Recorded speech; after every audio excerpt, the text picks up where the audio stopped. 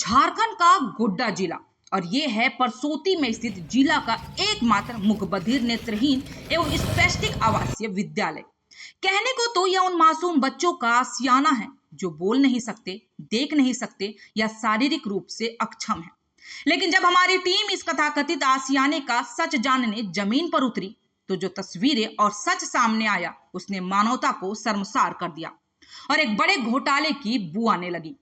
निरीक्षण के दौरान दिखा कि जो बच्चे खास देखभाल और डॉक्टरों की निगरानी में रहने चाहिए थे, उनके लिए ना तो कोई फिजियोथेरेपिस्ट था, ना व्यायाम के लिए लैब में समुचित व्यवस्था थी। बच्चे बोरिंग का गंदा पानी पीने को मजबूर हैं और उनके हिस्से का पौष्टिक आहार वो किसी घटिया क्वालिटी का है। यह कैमरे में साफ कैद हुआ है। लेकिन ठहरिए, कहानी सिर्फ बदहाली की नहीं है। असली खेल तो इस बदहाली के पीछे छिपे कागजातों और बयानों में है। यह आवासीय विद्यालय लोहिया विकलांग सेवा समिति गोड्डा द्वारा संचालित की जा रही है। जब हमारी टीम ने विद्यालय के संचालक से फोन पर बात की तो उन्होंने एक ऐसा दावा किया जिसे सुनकर कोई भी हैरान रह जाए। जब देश कोरोना महामारी की पहली और दूसरी लहर से कांप रहा था, जब पूरे देश में पूर्ण लॉकडाउन था, तब संचालक महोदय का कहना है कि हमारा आश्रम खुला था क्योंकि लॉकडाउन आश्रम के लिए नहीं लगा था। बोल रहे हैं सर, ये मुख्य बधिर जो विद्यालय है आपका, उसमें कोरोना काल में आपका विद्यालय खुली थी या बंद था? खुला था। तो प्रशासन का गाइडलाइन से तो बंद रहना चाहिए था तभी विद्यालय।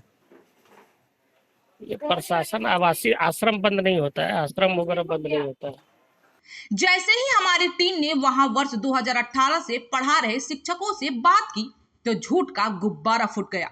वहां मौजूद शिक्षिका ने कैमरे पर साफ कहा कि कोरोना काल में स्कूल पूरी तरह बंद था, हम सब घरों में बैठे थे और एक भी बच्चा स्कूल में नहीं था। तो 2018 से आप यहाँ पर काम कर रहे हैं, तो लॉकडाउन के दौरान तो छुट्टी मिली ही होगी आप लोग को? हाँ, लॉकडाउन के में तो छुट्टी था।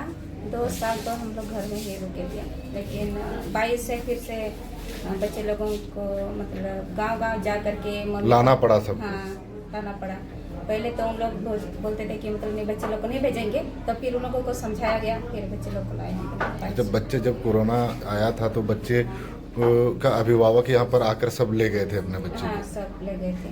और फिर यहाँ पर कोरोना जो खत्म हुआ उसके बाद फिर यहाँ पर आने नहीं देना चाह रहे थे? नहीं, तो जाकर वहाँ से लाना पड़ा आप लोग? जी, घर घर जा करके मतलब अभिभावक को समझाए हम लोग, और इसके बाद फिर बच्चे लोगों को लाए।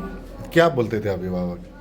नहीं, अभी तो बड़ा हो गया, नहीं पढ़ेगा, अभी तो 2 साल घर में रुक गया है, नहीं भेजेंगे, किसी बोल रहे थे। अब सवाल था कि सच कौन बोल रहा है, अपनी जान जोखिम में डालकर सच बताने वाली शिक्षिका या लाखों का फंड संभालने वाला संचालक। जवाब जानने के लिए हमने हथियार बनाए आरटीआई, सूचना का अधिकार को। आरटीआई कार्यकर्ता रंजित कुमार ने जब इस काले सच को उजागर करने के लिए सूचना मांगी तो समाहरणालय गोड्डा यानी जिला समाज कल्याण शाखा की तरफ से जो आधिकारिक दस्तावेज सामने आए, उसने इस पूरे मामले को एक महाघोटाले में तब्दील कर दिया। इस सरकारी जवाब के कंडिका संख्या 02 को ध्यान से देखिए।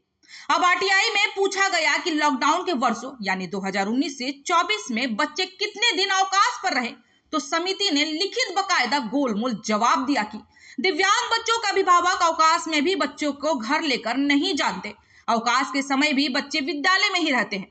यानी कागजों पर बच्चे स्कूल में थे, कागजों पर बच्चे खाना खा रहे थे और कागजों पर फंड ट्रांसफर हो रहा था, लेकिन जमीन पर सन्नाटा था और बच्चे अपने घरों में थे।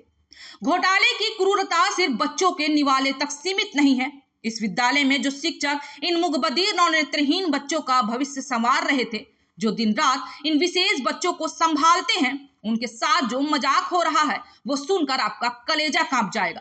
इन शिक्षकों को महज 4 से 5 हजार रुपए की मामूली सैलरी दी जाती है। जी हाँ, इन कमरतोड़ महंगाई में सिर्फ 4 से 5 हजार रुपए। सैलरी कितना दिया जाता है? सैलरी हुई 5 से 6,000। तो उसका केयर टेकिंग भी करते हैं? उसका सब केयर टेकिंग सब सारा चीज पढ़ाते करते हैं। हैं, देखते हैं। सैलरी अच्छी खासी मिल रही है? कितना सैलरी मिल रही है? सैलरी कम है। कितना मिल रहा है?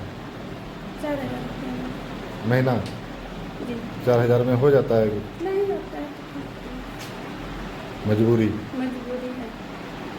अब जरा इस सरकारी आदेश को देखिए। वित्तीय वर्ष 2024-25 में लोहिया विकलांग सेवा समिति को मुख बधिर, नेत्रहीन और स्पेस्टिक विद्यालय के संचालन के लिए कुल 39 लाख रुपए का भारी भरकम आवंटन स्वीकृत किया गया था। सोचने वाली बात है कि जिस संस्था को सरकार सालाना 39 लाख रुपए सिर्फ संचालन और व्यवस्थाओं के लिए दे रही थी, तो वो संस्था उन विशेष बच्चों को पढ़ाने वाले शिक्षकों को सिर्फ 4 से 5 हजार रुपए थमा रही थी। तो आखिर बाकी का लाखों करोड़ों रुपया किसकी जेब में जा रहा था?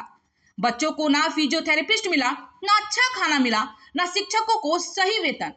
तो आखिर यह लोहिया विकलांग सेवा समिति इस सरकारी पैसे का क्या कर रही थी? झारखंड पहले भी कई बड़े ट्रेजेडी घोटाले का गवाह रहा है, तो क्या गोड्डा का यह समाज कल्याण विभाग भी उसी राह पर है? सवाल उठना लाजमी है। जब पूरा देश लॉकडाउन में बंद था, तो गोड्डा जिला प्रशासन ने बिना भौतिक सत्यापन के इस बंद स्कूल को लाखों की फंडिंग कैसे जारी रखी? क्या विभाग के आला अधिकारियों और इन लोहिया विकलांग सेवा समिति के संचालक के बीच कोई आंतरिक सांठगांठ या विभागीय मिलीभगत है? इन बेबस शिक्षकों को चंद हजार रुपए देकर और दिव्यांग बच्चों के हक के पैसे का लॉकडाउन की आड़ में क्या बंदरबाट किया गया? इन मासूमों की बेबसी का फायदा उठाकर जिन लोगों ने सरकारी खजाने और इन बच्चों के निवाले पर डाका डाला है, क्या उन पर कोई उच्च स्तरीय जांच होगी? इन बच्चों को ना तो सही डॉक्टर मिल पा रहा है, ना व्यायाम के साधन और ना ही पौष्टिक आहार। हमारी इस मुहिम का मकसद सिर्फ इन घोटालों का उजागर करना नहीं, बल्कि इन मासूमों और इन शोषित शिक्षकों को उनका हक दिलाना है और दोषियों को जेल की सलाखों के पीछे पहुंचाना है। इस पूरे मामले पर आपकी क्या राय है? क्या आपको भी लगता है कि इस पूरे मामले को विजिलेंस या सीबीआई जांच होनी चाहिए? जिला प्रशासन की इस घोर लापरवाही पर आप क्या सोचते हैं? हमें कमेंट बॉक्स में जरूर बताएं। इस वीडियो को इतना शेयर करें कि यह सूबे के मुख्यमंत्री और जिम्मेदार अधिकारियों के कानों तक पहुंचे और इन मासूमों को न्याय मिल सके। ब्यूरो रिपोर्ट, जेबी न्यूज नेटवर्क।